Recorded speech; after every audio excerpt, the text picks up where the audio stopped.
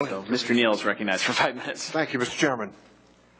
As we debate increasing the debt ceiling this afternoon, I think a bit of history is important as we acknowledge the current fiscal situation. In January 2001, CBO estimated that the total budget surplus for 2002 to 2011 would be $5.6 trillion. Instead, after years of reckless spending and tax cuts, the federal government ran deficits from 2002 until 2011. The total deficit over that 10-year period amounted to $6.1 trillion, a swing of $11.7 trillion from January 2001 and its projections. We began this path by enacting tax cuts that cost the government $2.3 trillion. The other major expenditure during those years that contributed mightily to these deficits is the engagement in two wars. By the time we got to January of 2009, the debt was $10.6 trillion, setting a record for debt for any administration. Pursuing two wars and massive tax cuts was the reason, and Mr. Johnson, while he was temporarily holding the chair for Mr. Camp, indicated that we were all responsible for many of those positions.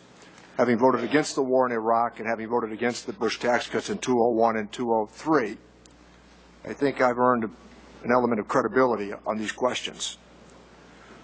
So today we're debating another increase in the debt limit.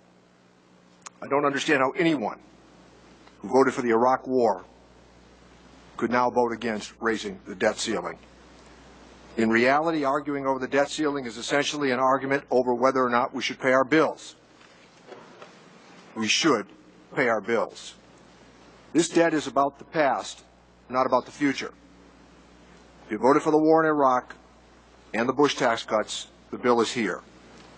Remind our colleagues and friends, 1,700,000 new veterans, 45,000 of whom have served us honorably, as the other 1,700,000 have, but they've been wounded. Half of the 45,000 have claimed disability. So we hear from some of our friends, the default deniers, that they think hitting the debt ceiling is no big deal, that we could raise the debt ceiling only if we cut government spending as well. But where were they during those years? Those very difficult years. And incidentally, I've compiled the voting records on the debt increases that President Bush requested during those years. And I hope, Mr. Chairman, I could insert that into the record. Many of the most Without objection. Thank you, Mr. Chairman. Many of the most senior members of this committee routinely voted to raise the debt ceiling during those years, even though the money for the tax cuts and the wars was put on an emergency basis for the purpose of hiding the costs.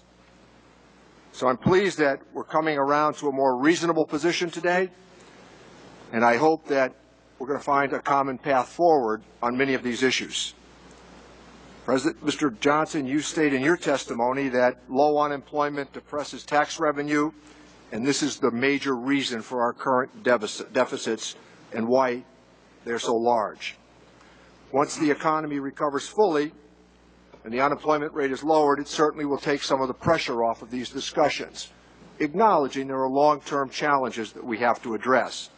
I've been making this point inside of my own caucus, not to overreact to the situation in which we find ourselves, and if we could only find that common path forward that I referenced, we'd find that you could have a conversation that would be worthwhile past the political talking points. Now, getting Americans back to work should be the #1 priority. And as we address this fiscal situation, toying with the debt, considering that American companies are estimated to be sitting on $1 trillion domestically and more than $800 billion offshore, if we offered a picture of stability, and again, conversation worth having, we might be able to ameliorate some of the tension that surrounds this issue. Would you comment, Mr. Johnson? You have 8 seconds. You can follow up with a letter, but we're going to stay on time here. We should pay our bills. That's the #1 priority. If we don't pay our bills as a government, we will disrupt the economic recovery and push unemployment higher. Thank you. Thank you. Mr. Bustani, Dr.